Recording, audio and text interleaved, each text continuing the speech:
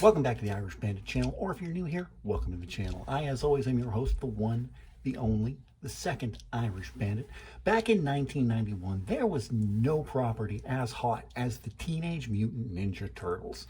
At this point, it was already going into its, I want to say, fourth season of the Saturday morning cartoon, because the first 5 episodes were just declared one season, and that aired all the way back in 1987. So by this point, I think the first full season came in 88. Okay, so maybe they were in season 5 at this point. It's hard to remember that far back. But at this point, they already had a successful comic book come out with original creators Kevin Eastman and Peter Laird when they envisioned their original darker comic book. But after getting sold to Mirage Comics, no, not Mirage, Image, I think it was. Either Image or Mirage, one of the two. After signing a distribution deal with Mirage, Teenage Mutant Ninja Turtles just kind of took off after that, their own Saturday morning cartoon. In 1990, the first full-length live-action Teenage Mutant Ninja Turtles movie came out. This one right here was released to theaters in 1989. I want to say 1990, but it was 89 that this movie came out. In 1991, it also saw the release of Teenage Mutant Ninja Turtles 2, Secret of the Ooze. But also at this time, the Teenage Mutant Ninja Turtles released an album, a full-length music album that you could only get through Pizza Hut. I had the album, I had the entire pack. Let's talk about the history of Teenage Mutant Ninja Turtles, the musical act.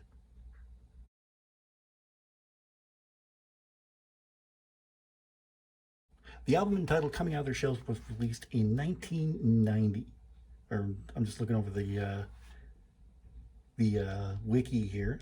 Was a studio album, subsequent live musical tour that occurred from 1990 to 91, 92, and it toured overseas.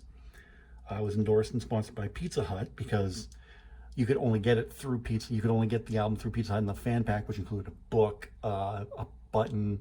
I don't remember what else they had, but I did have it. But the tour was endorsed and sponsored by Pizza Hut. First showing of the tour was broadcast on live pay-per-view. VHS recording of the broadcast was made, and there was also a making of direct-to-home video. The tour is generally lambasted for its terrible costumes and wafer-thin plot. The band featured Donatello on keyboards, Leonardo on bass guitar, Michelangelo on guitar and lead vocals. Raphael had the most, wherein he was doing drums, percussion, tenor saxophone, vocals. Guest vocalists include Splinter, April O'Neil, and Shredder. Spin off this tour led to a smaller concert called Getting Down in Your Town. Oh, I didn't know about that one. Okay. So the Ninja Turtles, the summary basically goes like this. The Ninja Turtles have decided to travel around the world to meet their fans face to face, which is like totally opposite of what Master Splinter taught them to be. They're ninja. They have to be in shadow. They can't be, meeting people like this. But singing songs they wrote, such as Coming Out of Their Shells, Pizza Power, one of my favorite songs, Skipping Stones, that was a Master Splinter song, Walk Straight and Tubin'. Can't forget their signature tune, Count on Us. While the Turtles are enjoying their time singing and dancing for the fans, Shredder decides to make an attempt to stop the Turtles from making people happy. Shredder, with the help of Baxter Stockman, comes forth with his D-harmonic convergence converter. Okay, I gotta tell you, I've seen pictures from this tour. The tour came here in 1991. I didn't go, unfortunately, or maybe fortunately, I don't know. But I saw pictures from this tour, and this is what Shredder looked like.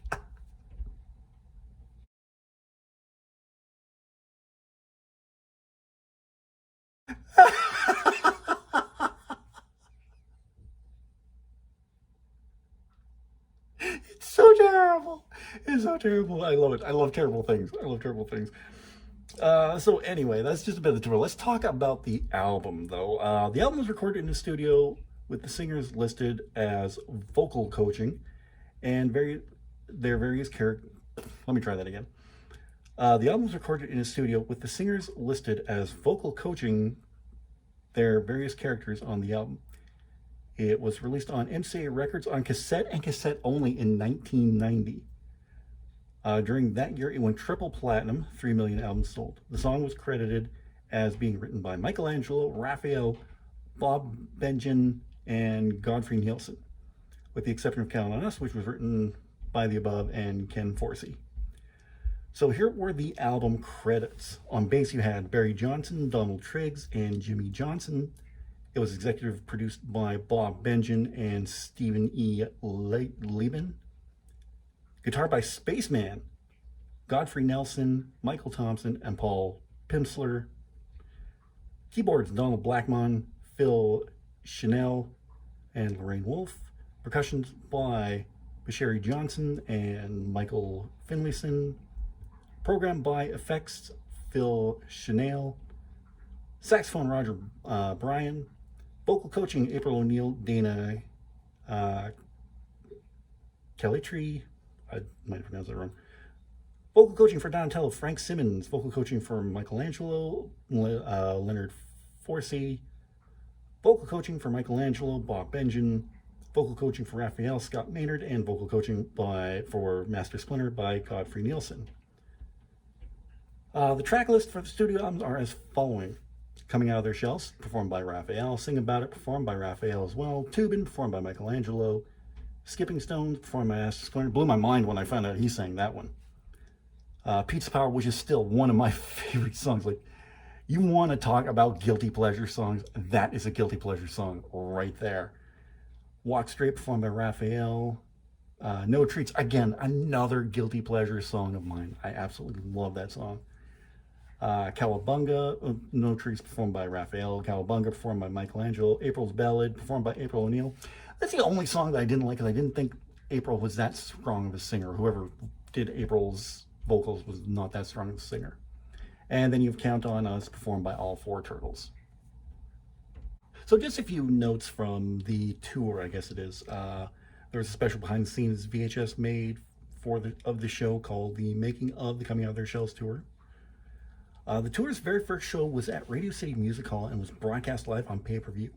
The broadcast was released on VHS, though it was edited.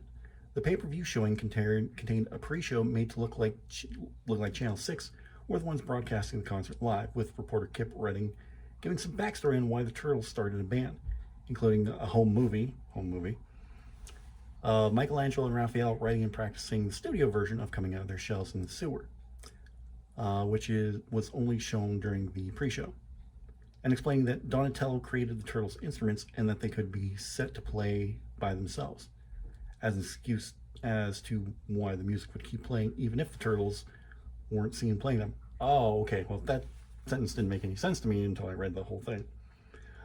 They also showed April warming up the audiences, as well as her going around the lobby asking kids who their favorite turtle was.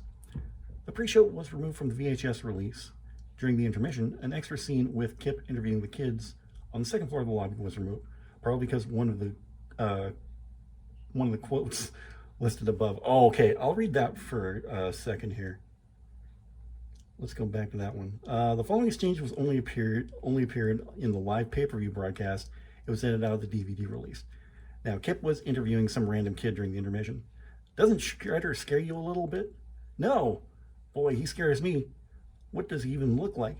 He looks kind of silly, doesn't he? I'd say he looked better in the movie. Kip trying to hold back laughing. Oh, you did? Did you see Shredder? Duh. Of course, we were fighting him. Oh, God.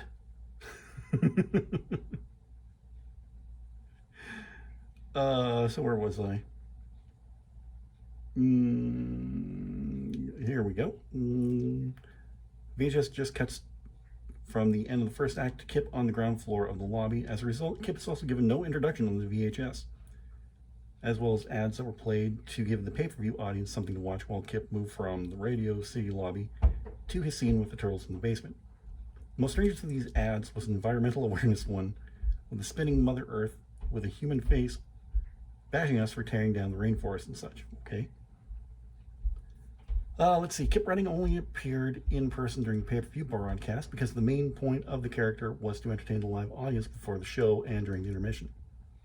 Kip's scene with him stumbling around like the Turtles and his meeting with them was just for the live broadcast and VHS tape. On the actual tour, Kip was only shown twice using pre-recorded footage of him in the Channel 6 newsroom, once to introduce April before her pre-show audience warm-up, and later in the second act when Shredder stole his voice.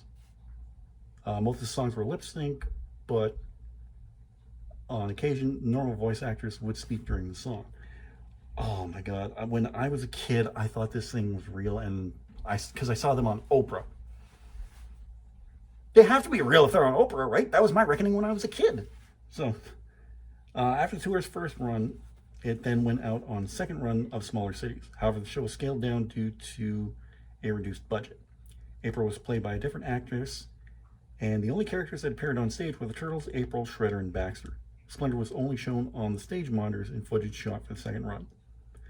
The giant prop Shredder's machine was too expensive to carry around on a smaller budget and was reduced to just the small console on stage. All extra characters that would randomly appear on stage and dance with the Turtles did not appear, most notably the hula dancing alligators.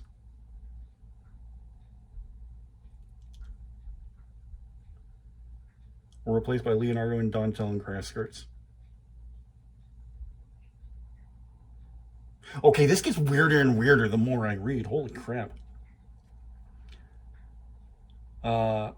It was demanded that interviewers treat the Turtles as real beings as opposed to people in costumes. Thus, many interviews pertaining to the concert were done by either Michelangelo or Raphael. In 1991 and 1992, the tour was taken to Mexico, Puerto Rico, France, Sweden, and Argentina. Ooh, continuity errors. Here we go. Now we're getting the good stuff. During the pay-per-view broadcast pre-show, Kit mentions that they have a home movie of the Turtles writing and producing their first song, which is shown to be Raphael and Mike writing the studio version of Coming Out of Their Shells in the Sewer. Mike is shown writing the lyrics on a Pizza Hut box before Raph sings the song.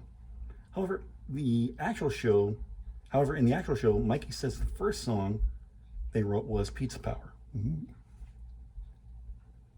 Shredder says that to prevent the audience from leaving the building, he's locked the doors. Obviously, in reality, that wasn't true, and people could still walk out.